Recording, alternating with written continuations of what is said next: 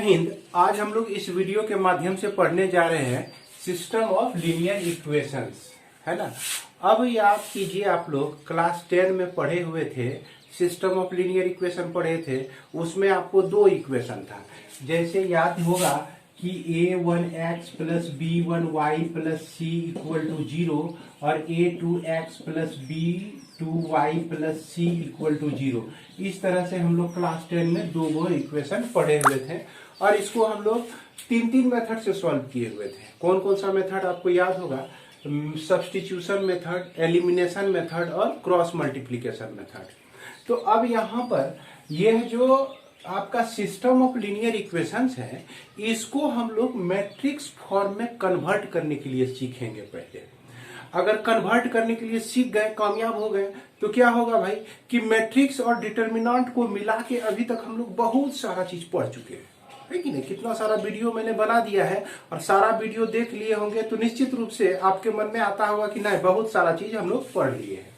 तो सबसे पहली बात है कि यह सिस्टम ऑफ लीनियर इक्वेशंस को जो है हम लोग मैट्रिक्स फॉर्म में कैसे कन्वर्ट करेंगे। अगर मैट्रिक्स फॉर्म में कन्वर्ट कर लिए तो फिर उसको जो है सॉल्व कैसे करेंगे। तो अब इसके लिए हमने तीन लीनियर इक्वेशंस लिया हुआ है और तीन वेरिएबल का लीनियर इक्वेशन आप देख रहे हैं, जैसा कि बोर्ड पर आपको दिख रहा होगा a1x b1y c1z equal to d1। हालांकि आप लोग तीन लीनियर इक्वेशंस को भी सॉल्व कर चुके होंगे, x, y और z का वैल्यू निकाले होंगे। अगर हम लोग इसका वैल्यू निकाल लेते हैं तीन वाले इक्वेशन का, तो दो इक्वेशन वाला का सॉल्यूशन करना बहुत भारी नहीं रह जाता, ये बहुत हल्का हो जाएगा। इसके सामने जो है ना, ये आपका कुछ नहीं होगा। तो सबसे पहले हम लोग इसी को देखते हैं कि इसको हम लोग मैट्रिक्स फॉर्म में कैसे कन्वर्ट कर सकते हैं।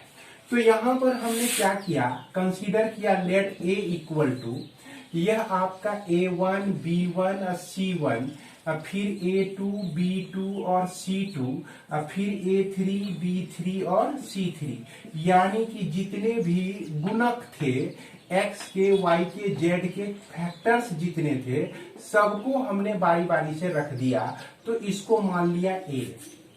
उसके बाद x, एक कैपिटल X यहां लेते हैं और ये वेरिएबल को डिनोट करता है, और यहां पर x, y और z को ले लिया हमने। उसके बाद यहां पर b जो एक मैट्रिक्स बनाया, यह मैट्रिक्स आपका 3/1 ऑर्डर का है, जिसमें कि हमने जमा किया d1, d2 और d3 को। तो इस तरह से हमने बंटवारा कर दिया। बंटवारा करने के बाद क्या करते हैं कि देखते हैं कि a इंटू एक्स, a को हम x से मल्टीप्लाई करके बराबर b मैट्रिक्स लिख देते हैं, ax इंटू b लिख देते हैं। तो यह जो है यही चीज बन जाता है। अब ध्यान से देखिए और इसको समझिए कि a के जगह पे तो आप पूरा इसको लिखेंगे, x के जगह पे इसको लिखेंगे और फिर मल्टीप्लाई करेंगे। क्योंकि यहां पर बीच में प्रोडक्ट का साइन है, मल्टीप्लाई करने का साइन है, तो इसको और इसको मल्टीप्लाई करेंगे। तो देखिए, इसके रो को इसके कॉलम के साथ मल्टीप्लाई करते हैं। तो a1 into x, b1 into Y, यानी कि कॉलम का दूसरा एलिमेंट, रो का तीसरा एलिमेंट c1 इंटू आपका z।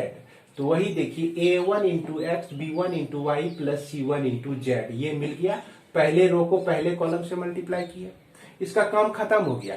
यहां पर अब तो दूसरा कॉलम है नहीं, तो बस यही x, y, z से मल्टीप्लाई होकर यह रह गया पहला रो। और फिर दूसरा रो जो है आपका a2x, b2y और c3z प्लस c3z। तो इस तरह से हम लोग लिखेंगे। जब मल्टीप्लाई करते हैं तो बीच में प्लस साइन लेते हैं, क्लियर है। अब इसके बाद a3x plus b3y plus c3z। तो ये हमारा इस दोनों को मल्टीप्लाई होने से ये लेफ्ट साइड का सारा सिस्टम हमको मिल जाता है। अब देखिए, इसको बराबर हम b के लिखे हुए हैं। क्या लिखे हुए हैं? b के लिखे हुए हैं।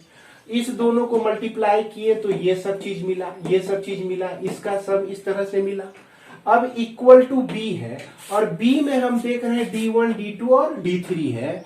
तो पहला जो ये इक्वेशन मिला हमारा इसके अनुसार b के बराबर है, तो b का जो पहला एलिमेंट है, फर्स्ट रो का पहला एलिमेंट d1 है, तो इसका मतलब यह चीज जो है आपका d1 के बराबर, यह चीज जो है आपका d2 के बराबर और यह चीज जो है आपका d3 के बराबर हो जाता है। तो उम्मीद करते हैं कि समझ गए होंगे आप लोग। अगर अभी भी थोड़ा मोड़ा कंफ्यूजन है तो थोड़ा सा ध्यान से इसको देखिए भाई। इस दोनों को मल्टीप्लाई कीजिए, मल्टीप्लाई करने के बाद आप याद कीजिए इक्वलिटी ऑफ मैट्रिक्स क्या होता है। इक्वलिटी ऑफ मैट्रिक्स में जब आप जाइएगा तब आपको यही चीज मिल जाएगा। और एक चीज देखिए, यहाँ 3/3 ऑर्डर का है, यह 3/1 ऑर्डर का है। अब इस दोनों को मल्टीप्लाई अगर करेंगे आपका तो 3 कैंसिल हो जाएगा, 3/1 ऑर्डर का मिल जाएगा आपको, यानी कि 3 रो मिलेगा, 1 कॉलम मिलेगा। और यह भी 3/1 ऑर्डर का ही है, यानी कि 3 रो है इसमें और 1 कॉलम है। क्लियर है। और इसका भी प्रोडक्ट जो है देखिए 3/1 का ही मिला। तो दोनों का ऑर्डर तो सेम है भाई, इस दोनों का प्रोडक्ट और इसका ऑर्डर, दोनों का ऑर्डर सेम है। तो और ये दोनों आपस में कह रहे हैं कि इक्वल भी है। देखिए यहाँ इक्वल भी डाले हुए हैं। तो जब इक्वल को हम यूज करेंगे तो हमको यही चीज उठ के आ जाएगा। तो इस तरह से सबसे पहले हमने मैट्रिक्स फॉर्म में बदलना सीखा। उसी तरह से इसको भी कर सकते हैं आप, है ना। यहाँ पे मान लिया जाए कि ये C1 और C2 है, इसको हम A1, B1, A2, B2 इस तरह से लिखा हमने A को। और फिर इसमें X को जो है लिखा हमने XY लिखा, ये वह छोटकनिया है, छोटा वाला है। और यहाँ जो B को हमने लिखा -C1 और -C2 लिख दिया। चूंकि इसको राइट साइड में ले जाएंगे तो -C1 -C2 मिलेगा ना आपको। तो बड़ी आसानी से हम लोग इसको भी कन्वर्ट कर सकते हैं। अभी कंफ्यूजन नहीं हो इसीलिए इसको हम लोग हटा देते हैं। यहां तक तो आप लोग समझ गए होंगे। अब याद कीजिए कि क्लास 10 में जो सिस्टम ऑफ लीनियर इक्वेशन पढ़े थे उसमें पढ़े थे कंसिस्टेंट और इनकंसिस्टेंट पढ़े थे। अब कंसिस्टेंट का मतलब क्या होता है और इनकंसिस्टेंट का मतलब क्या होता है, इसको समझिए। तो कंसिस्टेंट का मतलब तब होता है, कंसिस्टेंट का ये अर्थ निकलता है जब लीनियर इक्वेशन का सॉल्यूशन हो, एक या एक से ज्यादा हो, तो उसको हम लोग कंसिस्टेंट कहते हैं। और इनकंसिस्टेंट क्या होता है, जब इसका कोई सॉल्यूशन हो ही नहीं। याद होगा कि अगर ये दोनों पैरेलल हो जाता था तो कोई सॉल्यूशन नहीं होता था। उसके बाद इस दोनों का एक यूनिक सॉल्यूशन होता था, एक सॉल्यूशन होता था। और इस दोनों लीनियर इक्वेशन का जो है एक इन्फिनाइटली मेनी सॉल्यूशन होता था। तो यहां भी वही चीज है, तीनों लाइन पैरेलल अगर हो जाए तो हम कहेंगे कि इनकंसिस्टेंट है। ये क्या है भाई, इनकंसिस्टेंट है। इनकंसिस्टेंट सिस्टम ऑफ इक्वेशंस है। और कंसिस्टेंट कहने का मतलब कि इसका सॉल्यूशन एक सेट में मिले, यानी एक्स वाई जेड का एक एक वैल्यू मिले या बहुत सारे वैल्यू हमको मिल जाए, तो उस स्थिति में ये क्या होता है, कंसिस्टेंट होता है। तो कंसिस्टेंट इनकंसिस्टेंट आपको याद आ गया। अब यहां पर जो ये मैट्रिक्स के फॉर्म में दिया गया है, यहां तो हम लोग को पता चल जाता था अगर A1/A2 equal to B1/B2 not equal to B1/B2 होता था तो कहते थे कि यूनिक सॉल्यूशन है। क्या है भाई, यूनिक सॉल्यूशन है। अगर A1/A2 इक्वल टू B1/B2 है ना, ये दोनों आपका इक्वल आ जाता था। C1 और C1/C2 इक्वल टू नहीं हो, यानी कि नॉट इक्वल टू C1/C2 हो, तो यह जो होता था आपका पैरेलल हो जाता था। और कहते थे कि इसमें नो सॉल्यूशन, कहने का मतलब कि इनकंसिस्टेंट हो गया यह। इसके बाद आपको याद होगा कि अगर A1/A2 equal to B1/B2 equal to C1/C2 हो, तो इस कंडीशन में क्या होता था कि इन्फिनाइटली मेनी सॉल्यूशन होता था, जिसको हम लोग कंसिस्टेंट ही कहते हैं। तो यहां दो कंडीशन जो होता है कंसिस्टेंट का, एक कंडीशन इनकंसिस्टेंट का होता है।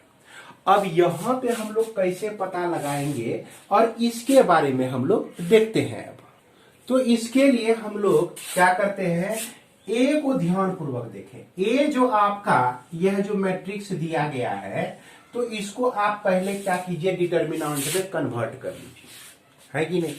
ए को हमने क्या किया भाई, डिटर्मिनेंट में कन्वर्ट किया। और डिटर्मिनेंट में कन्वर्ट करने के लिए कोई बहुत ज्यादा मेहनत नहीं करना पड़ता है, कम ही मेहनत करना पड़ता है। यह आपका ए जो हो गया, क्या हो गया, A1, A2, A3, B1, B2 और B3, C1, C2 और C3। तो जब डिटर्मिनेंट में कन्वर्ट हो गया तो डिटर्मिनेंट का भी बहुत सारा प्रॉपर्टी पता है हम लोगों को कि भाई डिटर्मिनेंट का कुछ ना कुछ वैल्यू होता है।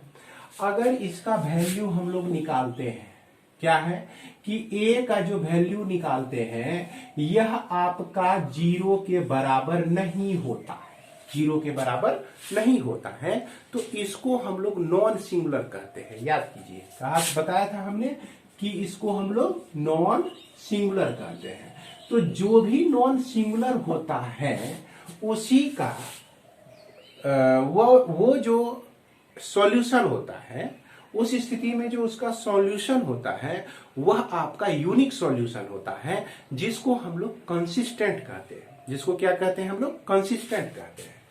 तो इस स्थिति में हम लोग को पता चल गया कि अगर यह A case first not equal to 0 हो, case first not equal to 0 हो, तो सॉल्यूशन जो होगा आपका, सॉल्यूशन क्या हो जाएगा, यूनिक हो जाएगा। क्लियर है, यूनिक हो जाएगा। इस स्थिति में हम लोग यह जो x का जो वैल्यू है यह a इनवर्स इंटू बी करके निकालते हैं। a का इनवर्स निकाल लेते हैं, इंटू बी कर लेते हैं। क्यों करते हैं, अब ध्यान दीजिए, ax इक्वल टू बी है आपका। अगर a इनवर्स से हम लोग लेफ्ट साइड में मल्टीप्लाई कर दें, है ना, ये मल्टीप्लाई कर दे तो a inverse a equal to I into x हो जाता है, a इनवर्स b होता है। तो यूनिट मैट्रिक्स से किसी भी मैट्रिक्स को मल्टीप्लाई करेंगे तो वह आपका वही मैट्रिक्स आ जाएगा, x ही आ जाएगा। तो इस स्थिति में आपका क्या हो जाता है, x का जो वैल्यू हो जाता है a इनवर्स b हो जाता है। यानी कि इसका सॉल्यूशन जो होता है यूनिक सॉल्यूशन होता है। और इसे जो है हम लोग क्या कहते हैं भाई, कंसिस्टेंट कहते हैं। अब तो इसके बाद हम लोग देखते हैं केस 2 देखते हैं। तो केस 2 में क्या हो सकता है, ये भाई डिटर्मिनेंट a जो है पहली बार 0 के बराबर नहीं आया तो इसका सॉल्यूशन जो है यूनिक हो जाएगा, और इसके सॉल्यूशन को हमको इतना लिख सकते हैं। और जब सॉल्यूशन यूनिक होता है तो उसको हम लोग कंसिस्टेंट कहते हैं। क्या कहते हैं भाई, कंसिस्टेंट कहते हैं, कंसिस्टेंट कहते हैं। क्लियर है। अब सेकेंड में अगर डिटर्मिनेंट a जो है 0 के बराबर आ जाए तो हम क्या करेंगे, तो हम करेंगे क्या कि भाई एडजॉइंट a को निकालेंगे। एडजॉइंट a को निकाल लिए।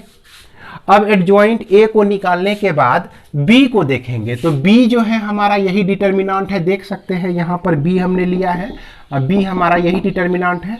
तो इस एडजॉइंट a को मल्टीप्लाई कर देंगे एक बार b के साथ, है ना, और देखते हैं कि यह 0 के बराबर नहीं आया। अब कभी ऐसा भी हो सकता है कि एडजॉइंट a को आप मल्टीप्लाई किए b के बराबर से तो यह 0 के बराबर हो गया।